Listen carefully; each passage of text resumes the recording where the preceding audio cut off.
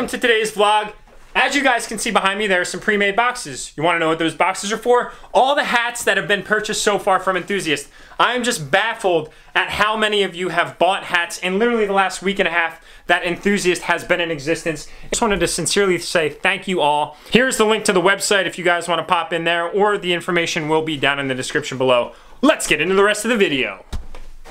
Welcome back, guys. Thank you so much for tuning in today. Really appreciate it. Got some super exciting shit in store for you guys. We're gonna be revealing a part that I've been anticipating for a very long time, and I'm sure that most of you have been anticipating this for a while as well. I've got the truck out of the garage, as you guys can see. We're about to leave, but I wanted to answer one quick question that a lot of you had. I posted literally one video, and you guys were like a plague swarming it, asking me all these questions about what it was. So, you guys can see that I have blue tape on the back of the DURAMAX. Now, a lot of you basically hit the nail on the head. You were saying that I was turning it out for some sort of a graphic, but I had a guy reach out from Utah. This guy was like, dude, I love the brand. I want to rock a sticker. And I was like, all right, dude, what kind of sticker? He's like, I want a decal that literally goes across the back of my truck. I was like, all right, what size do you want? He's like, I don't know, you tell me. So I charted out a 3x6 sticker. Sent him the specs and said, what do you think of that? He's like, dude, that's perfect. I cannot wait. Sorry about that little rattle there, guys. So I went out, I got it printed, and I shipped it out to him. And honestly, now that I'm sitting here looking at the decal parameter on my truck, I think it actually looked pretty cool. Let me know also in the comments below, so should I put a big Enthusiast sticker on my truck? And are you guys interested in stickers? Because I can get them together. That's not the biggest deal in the world. I'm about to go get some fuel because I've like procrastinated putting fuel in this thing basically all week. But I've got another very eventful weekend in store, and that's gonna require a full tank of fuel. So let's go get that, and then let's get this vlog started. 285 here in PA, not all that bad. I know D-Max Rhino just filled up in his last vlog and he paid $365. $365, isn't that insane? 285. Not bad at all. That makes me feel just a little bit better about dealing with shitty winters in Pennsylvania.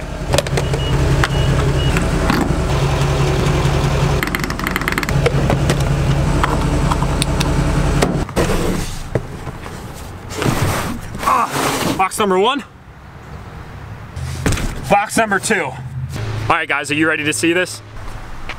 Boom! Look at it, it's so beautiful. Here you go, guys. Close-up view of the BorgWarner S369 Turbo that came with the Whirly Custom Fab Turbo Kit. I didn't pull everything out of the boxes. As you guys can see, I ripped most of the shit out, and I apologize for not waiting for you guys to open up all the boxing and do an official unboxing, but I clearly couldn't wait. I was way too excited. So you guys can see here is the beautiful S369 BorgWarner Charger that's powder-coated illusion purple, and all of the supporting mods in the rest of the kit. So some of you guys might be familiar with the household name by this point, Greg Albarilla. Obviously, we know of each other. We're two diesel vloggers that live literally one state apart from one another.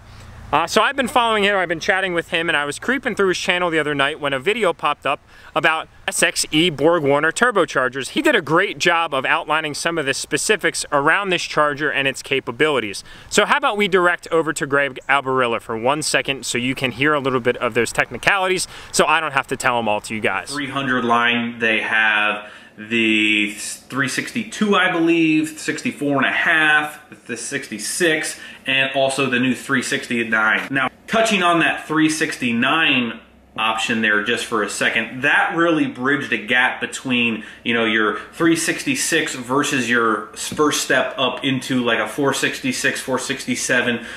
This new compressor design, the flow numbers that Borg is advertising for these things is really out there. You know, if you were to take your charger of yesteryear and what these flow numbers are being advertised as, they flow a lot more air. So you can really step down your size and gain better characteristics of a smaller wheel charger or frame charger, but still have the flow numbers to support the horsepower that you're going for. So to run something smaller and get the same or better results. Like I said, I'm a huge fan of that 369 charger. I believe that it's doing very well. You guys got to go subscribe to Greg Albarilla. He and I are going to be doing a collaboration. We literally live one state apart. I'm in Pennsylvania, he's in New Jersey. So we're going to be getting the DURAMAX and one of his many Cummins together to do some fun shit. So definitely tune in to Greg. His channel is absolutely killing it. So anyway, guys, you can see here it's the S369 Whirly Custom Fab did an absolutely amazing job coating this turbo. We've got the downpipe, which mounts to the back of the hot side. We've got the driver's side intercooler piping, which is elevated a little bit because of the bigger turbo. And then we've got this beautiful piece of engineering. Look at how gorgeous this purple looks, and I hope that the light is doing a good job of emitting this beautiful illusion purple with the white badge face. That is absolutely awesome. This is actually Whirly's new badge. They had an older badge that I'll show you guys here in 1 second. Literally 1 second later.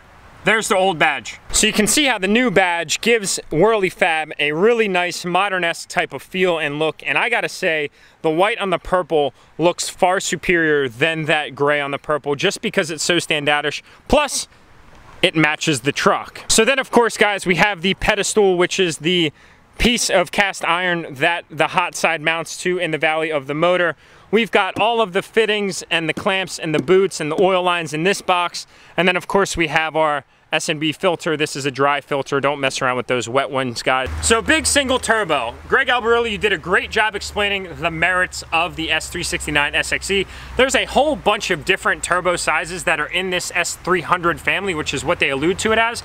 But I wanted to go big single because it maintains similar driving characteristics to the stock turbo. It's not like you have this instant boost delivery curve. There's some lag and then boost hits, because it takes a while to spool this big ass thing, and that's exactly what I wanted. Now also, there are other advantages to this that I personally wanted to achieve. It's going to be a very audible sound that's familiar to any of the LB7 owners out in the room. It's going to be a very kind of lopey, throaty, almost kind of raspy sound because it's a fixed vane turbo. But anyway, I wanted to go single because it's a little bit different, and I wanted to get that lag of boost.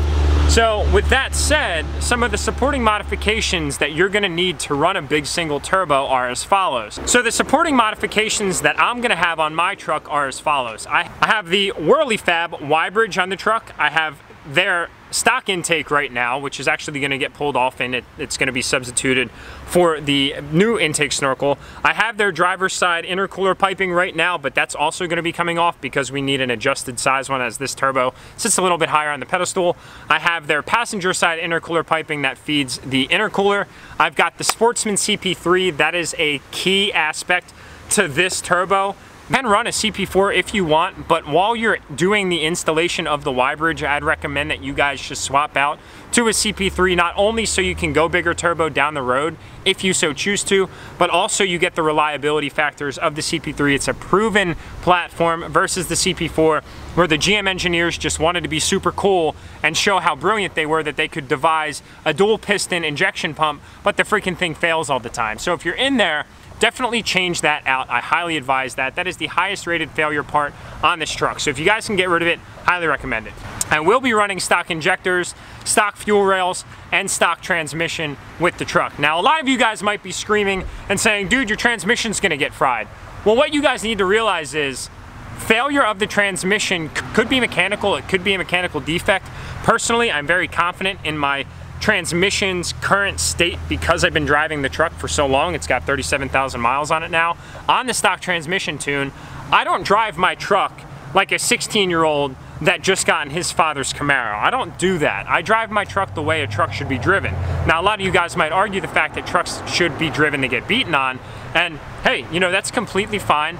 All the power to you guys, but I drive this truck normally. Yes, I'm spirited about it, so I will roll into the throttle at times and I will step into it, but it's not like I'm doing four-wheel drive boosted launches. It's not like I'm constantly ripping on this thing, making that torque converter absolutely scream for mercy in the transmission. So in order to calibrate the transmission and the motor together, I'm actually working with PPI Tuning. Corey and Chad down there are absolutely amazing dudes. Entire sales representative staff, they all know their shit when it comes to DURAMAX's, Cummins, and Power Strokes. They're like the diesel gurus of the world when it comes to these things. So I'm very pleased to say that I'm working with them Corey's actually now on his third iteration of tuning for this truck. The first was when I initially tuned it and it was practically all stock with an exhaust.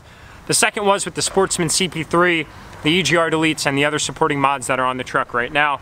Now the third iteration is clearly the turbo with the Sportsman CP3 and the transmission tuning. So I haven't run his transmission tuning yet. I've heard very good things about it. I've heard that it really just overall improves the way that the truck just drives and feels, and even some power. I do not plan on running the max tune with this turbo. The max tune could probably go up to anywhere around 750 horsepower, but I think I'm gonna run a conservative tune. I don't know if they would call that like a street tune or a tow tune, but I'm gonna get the truck right around 600 horsepower. I don't know foot-pounds of torque what that will convert to, but it's gonna be a hell of a lot more fun than what's in the truck right now. I've been running the truck on the street tune, which is like the 120, 150 tune. It probably makes somewhere around 450 horsepower right now. So for me, it's gonna be a significant jump from where we are today. And I seriously cannot wait for that. I'm absolutely stoked. So I just wanted to show you guys the inside of the motor bay very quickly in its current state. You can see obviously stock turbo, which has some oxidation on it. Damn you DURAMAX Rhino for living on the California coast. No humidity out there and no salt. You son of a bitch, I am insanely jealous. Try to keep this as clean as possible. You can actually see that there's some dust that collected on the intake itself from the video that Street Speed and I did together. But anyway, guys, basically that intercooler piping is gonna be coming out.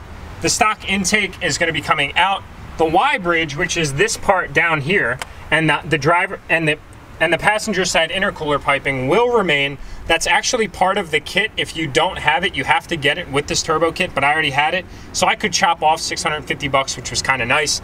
And obviously the turbo is gonna be coming out. Now this new turbo is gonna sit a little bit higher, so that's why we can't use the pre-existing WhirleyFab intake as it's tailored for the stock turbo.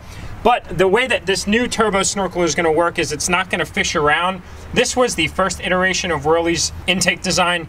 Now their new intake design for big turbo setups and stock turbo setups is actually the over the motor style. So it'll feed off the motor and then the filter will come around to this location here. And of course the intercooler piping is gonna sit just a little bit higher because the turbo is gonna sit higher on its pedestal in the rear.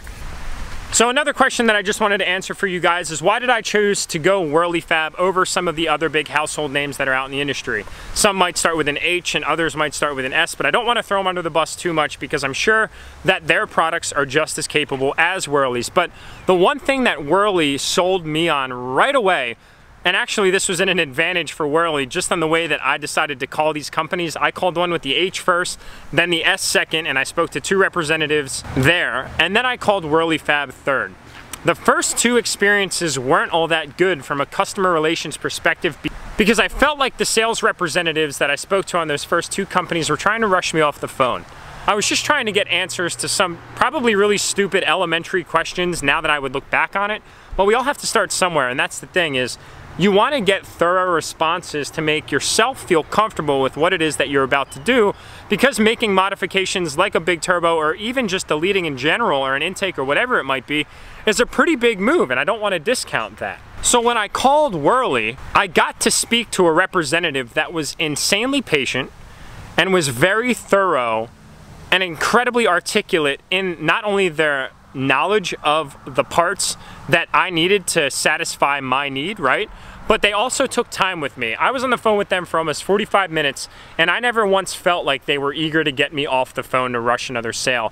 And right at that point, I knew that Whirley was gonna get my business because I wanted a support system that I could fall back upon if I ever had any questions at all, if they were very complex or if they were very elementary. One or the other, I just wanted to know that I had the customer support to back it. So if you guys are at all interested in any of the parts that Whirley makes for your DURAMAX or your Cummins, definitely reach out. Ask for Jason, he's the owner, Jason Whirley. Super good dude, knows his stuff. He'll talk to you about anything that you have questions about. Plus, if you have any of your tuning needs, if you guys are looking for tuning for DURAMAX, Power Stroke, or Cummins, definitely be sure to reach out to one of the sales representatives that are down at PPEI. Corey Willis is the owner of PPEI. I just want to clear that up. Some people are like, oh, you know, Corey Willis tunes or PPEI tunes. Well, guys, they're the same thing. Let's just squash that right now. Or you could ask for Chad. Corey is definitely probably not going to answer the phone, so one of the sales representatives will.